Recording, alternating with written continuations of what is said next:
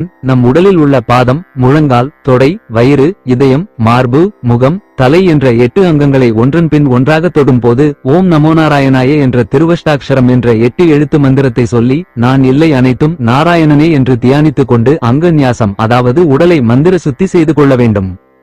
பிறகு இதையே தலைகீழாக தலை முதல் பாதம் வரை தொட்டு முறையே ஓம் நமோ நாராயணாய என்று சொல்ல வேண்டும்.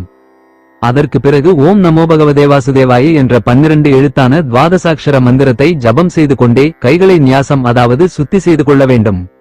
வலது ஆள்காட்டி விரலை தொட்டு ஓம் என்று சொல்லி வலது சுண்டு விரல் வரை கட்டை விரலால் தொட்டுக்கொண்டே தொடர்ந்து இடது சுண்டு விரல் ஆரம்பித்து இடது ஆள்காட்டி வரை கட்டை விரலால் தொட்டுக்கொண்டே ஓம் நமோ பகவதே வா வரையுள்ள 8 சொற்களை சொல்லி மீதமுள்ள சு தேவாயே என்ற 4 சொற்களை கட்டை விரலின் அடிப்பகுதியை ஆள்காட்டி விரலால் தொட்டு யகாரத்தோடு முடிப்பதே கரநியாசம்.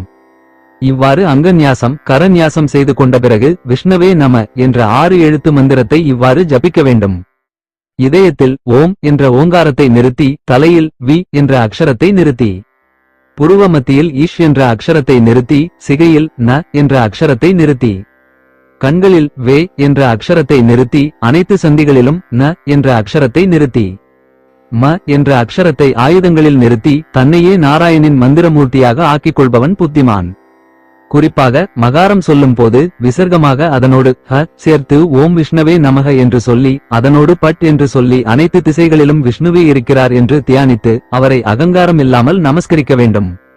6 செல்வங்களான பூர்ணமான ஐஸ்வர்யம், பூர்ணமான அறம், பூர்ணமான புகழ், பூர்ணமான ஸ்ரீ, பூர்ணமான வைராக்கியம், பூர்ணமான மோட்சம் நிறைந்தவரான சர்வ சாஸ்திரமும் அறிந்த பரஞ்சோதியான தவமூர்த்தியான பரமாத்மா நாராயணனே நான் தியானிக்க தகுதியானவர் என்ற மனத்தெளிவுடன் நாராயண கவசம் என்ற இந்த மந்திரத்தை ஜபிக்க ஆரம்பிக்க வேண்டும்.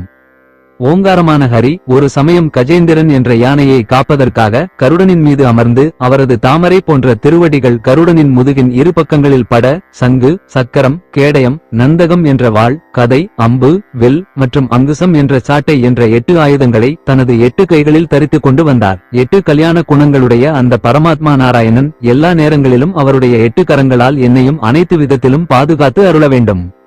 மீன் ரூபத்தில் அவதாரம் செய்த அந்த பரமாத்மா நீரினால் ஏற்படும் அபாயத்திலிருந்தும் என்னை காக்க வேண்டும். நீரில் வாழும் உயிர்களின் வருண பாசத்திலிருந்து என்னை காக்க வேண்டும். 7 வயது பிராமண சிறுவனாக அவதரித்து வஞ்சகனை வஞ்சனையால் அடிப்பது போல கபடம் செய்து 3 அடி மண் கேட்டு விஸ்வரூபம் எடுத்து மூவுலகங்களை அளந்த வாமன பகவான் என்னை நிலத்தினால் வரும் ஆபத்திலிருந்து காக்க வேண்டும். உலகளந்த பெருமாள் என்னை ஆகாயத்தினால் வரும் ஆபத்திலிருந்து காக்க வேண்டும். ஆபத்தான இடங்களிலும் அடர்ந்த காடுகளிலும் யுத்தம் போன்றவற்றால் மனதில் ஏற்படும் பயத்தை போக்க அசுரர்களின் தலைவனான ஹிரண்யகசிபுவை ஒழித்த பரமாத்மாவான